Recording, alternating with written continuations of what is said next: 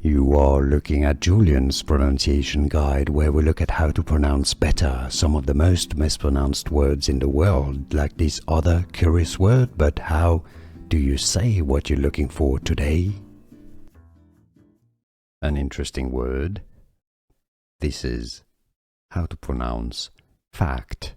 So you have a k sound, like a k, k, and a t sound, k, t. I know it can be a little bit difficult to pronounce for some people, but that's how you say it. The R sound is fairly long. Fact. Fact.